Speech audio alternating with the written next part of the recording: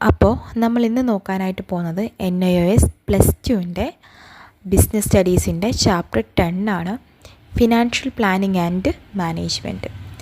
ഇത് വളരെ ഇമ്പോർട്ടൻറ്റ് ചാപ്റ്ററാണ്. ഫസ്റ്റ് നമുക്ക് നോക്കാം എന്താണ് ഡിവിഡൻഡ്. അപ്പോൾ ഡിവിഡൻഡ് എന്താണെന്ന് വെച്ചാൽ നമ്മുടെ ഓർഗനൈസേഷൻ്റെ അകത്ത് നമ്മൾ പറഞ്ഞു കുറച്ച് ഷെയർസൊക്കെ വാങ്ങിച്ചു കഴിഞ്ഞാൽ മാത്രമേ ആ ഒരു ഓർഗനൈസേഷൻ്റെ ഭാഗമാവാനായിട്ട് പറ്റുള്ളൂ.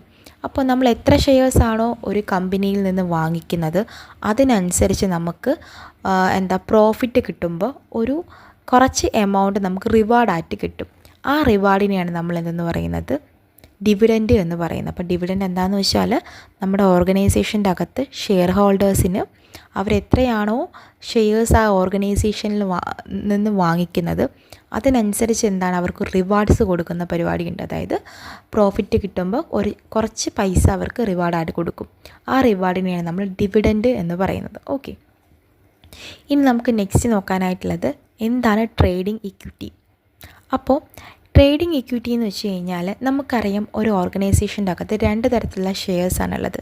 ഒന്ന് ഇക്വിറ്റി ഷെയർസും 2 പ്രിഫറൻഷ്യൽ ഷെയർസും. ഓക്കെ, അപ്പോൾ ഈ ഇക്വിറ്റി ഷെയർസ് എന്ന് പറയുന്ന ഷെയർ നമുക്ക് കടമായിട്ട് ആരുടെ കയ്യിൽ നിന്നെങ്കിലും വാങ്ങിക്കാനായിട്ട് ഫണ്ട് എടുക്കുന്നതിനെയാണ് നമ്മളെന്ന് പറയുന്നത് ട്രേഡിംഗ് ഓൺ ഇക്വിറ്റി എന്ന് പറയുന്നത്. അപ്പോൾ ഇക്വിറ്റി ഷെയർസ് വാങ്ങിക്കാനായിട്ട് അല്ലെങ്കിൽ ഇക്വിറ്റി ഷെയർസിൻ്റെ അളവ് കൂട്ടാനായിട്ട് നമുക്ക് കുറച്ച് പൈസ കടമായിട്ട് വാങ്ങിക്കുന്നതിനെയാണ് നമ്മൾ പറയുന്നത് ട്രേഡിംഗ് ഓൺ ഇക്വിറ്റി എന്ന് പറയുന്നത്. അത് നമുക്ക് എക്സാമ്പിളായിട്ട് കടമായിട്ട് ചിലപ്പോൾ കടപ്പത്രങ്ങൾ വാങ്ങിക്കാം, ആരുടെയെങ്കിലും പ്രിഫറൻഷ്യൽ ഷെയർസ് വാങ്ങിക്കാം. ഇങ്ങനെയൊക്കെ നമ്മുടെ ഇക്വിറ്റി ഷെയർസിൻ്റെ റേഷ്യോ നമുക്ക് കൂട്ടാം. ഇനി നമുക്ക് നെക്സ്റ്റ് നോക്കാനായിട്ട് പോകുന്നത് എന്താണ് ഫിനാൻഷ്യൽ പ്ലാനിങ്. ഫിനാൻഷ്യൽ പ്ലാനിങ് എന്ന് വെച്ച് കഴിഞ്ഞാൽ നമ്മുടെ ഒരു ബിസിനസ് സ്ഥാപനത്തിൽ ഭാവിയിൽ കുറേ കാര്യങ്ങൾ അല്ലെങ്കിൽ കുറേ ലക്ഷ്യങ്ങൾ നേടാൻ വേണ്ടിയിട്ട് നമ്മൾ അത് എങ്ങനെ നമുക്ക് ആ ലക്ഷ്യങ്ങൾ നേടാം, അത് മാത്രമല്ല നമുക്ക് ഇപ്പോഴത്തെ നമ്മുടെ കമ്പനിയുടെ സിറ്റുവേഷൻ എന്താണ് എന്നുള്ള കാര്യങ്ങൾ പ്ലാൻ ചെയ്യുന്നതിനെയാണ് നമ്മൾ ഫിനാൻഷ്യൽ പ്ലാനിങ് എന്ന് പറയുന്നത്. അപ്പോൾ ഫിനാൻഷ്യൽ പ്ലാനിങ് എന്താണെന്ന് വെച്ചാൽ ഒരു ബിസിനസ് സ്ഥാപനത്തിൻ്റെ അകത്ത് നമ്മുടെ ഭാവിയിൽ വേണ്ട ലക്ഷ്യങ്ങൾ എന്തൊക്കെയാണ്, നമുക്ക് എങ്ങനെ വാങ്ങിക്കാം, ഇപ്പോൾ ഉള്ള സ്ഥിതി എങ്ങനെയൊക്കെയാണെന്നുള്ളത് നമ്മൾ വിലയിരുത്തുന്ന ഒന്നിനെയാണ് നമ്മൾ പറയുന്നത് ഫിനാൻഷ്യൽ പ്ലാനിങ് എന്ന് പറയുന്നത്. ഫിനാൻഷ്യൽ പ്ലാനിങ് അത്യാവശ്യം ഇമ്പോർട്ടൻ്റ് ആയിട്ടുള്ളൊരു ഏരിയ തന്നെയാണ്. അപ്പോൾ നമുക്കത് സ്കിപ്പ് ചെയ്യാണ്ട് പഠിക്കുക. ഇനി നമുക്ക് നെക്സ്റ്റ് നോക്കാം ഈ ഫിനാൻഷ്യൽ പ്ലാനിങ്ങിൻ്റെ കുറച്ച് ഇമ്പോർട്ടൻസ് നോക്കാം.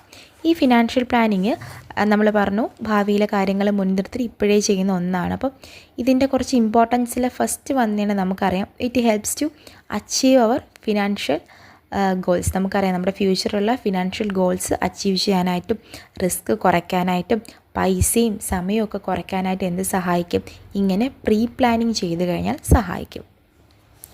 പിന്നെ നമുക്ക് നെക്സ്റ്റ് നോക്കാനായിട്ടുള്ളത് നമ്മുടെ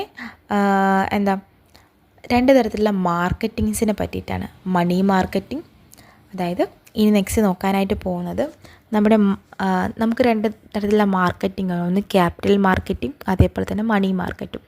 ഈ മണി മാർക്കറ്റിൻ്റെ അകത്തുള്ള ഇൻസ്ട്രുമെൻസിനെ പറ്റിയിട്ടാണ് നമുക്കിനി അടുത്ത് പഠിക്കാനായിട്ട് പോകുന്നത്. അപ്പം മണി മാർക്കറ്റിൻ്റെ അകത്ത് വരുന്ന ഇൻസ്ട്രുമെൻറ്റ്സ് ഏതൊക്കെയാണെന്ന് ചോദിച്ചാൽ ഒന്നാമത് നമുക്ക് നോക്കാം കാൾ മണി.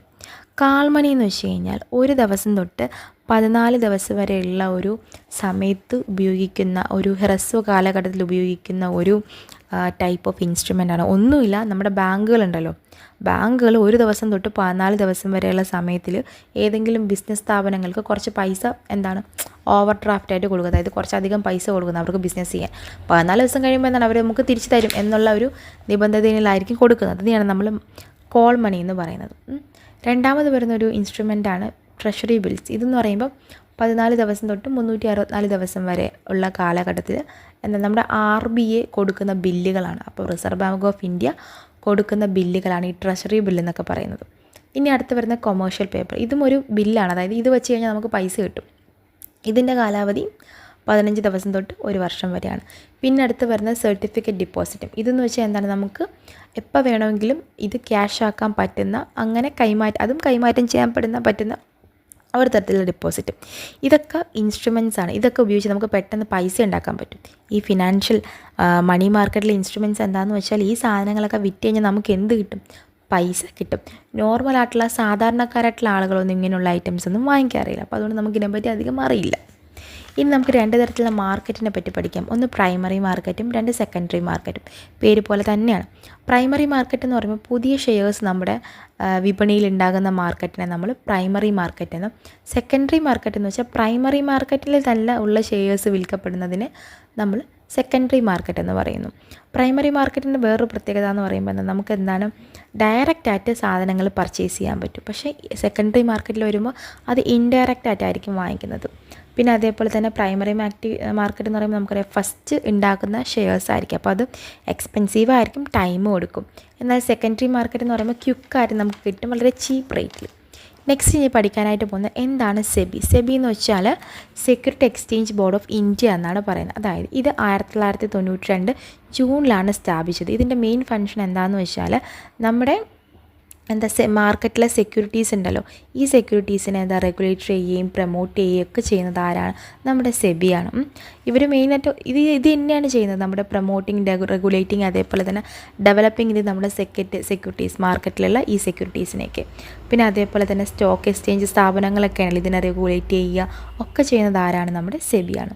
പിന്നെ നെക്സ്റ്റ് നമുക്ക് നോക്കാനായിട്ടുള്ളത് എന്താണ് NSE, നാഷണൽ സ്റ്റോക്ക് എക്സ്ചേഞ്ച്. ഇതെന്ന് പറയുമ്പോൾ 1999 പ്രവർത്തനം സ്റ്റാർട്ട് ചെയ്തത്. ഇതെന്ന് പറയുമ്പോൾ നമുക്ക് കമ്പ്യൂട്ടറിൻ്റെ സഹായത്തോട് കൂടിയിട്ട് ഈ സ്റ്റോക്ക് എക്സ്ചേഞ്ച് സംഭവമുള്ളത്, അതായത് വ്യാപാരമൊക്കെ നടത്തുന്ന ഒരു തരത്തിലുള്ള ഒരു സംവിധാനമാണ് NSE എന്ന് പറയുന്നത്. അപ്പം നമുക്ക് എന്താണ് ഓൺലൈനിൻ്റെ സഹായത്തോട് കൂടിയിട്ട് ഇങ്ങനെയുള്ള ഷെയർസും കാര്യങ്ങൾ വാങ്ങിക്കുകയും വിൽക്കുകയൊക്കെ ചെയ്യാനായിട്ട് പറ്റും.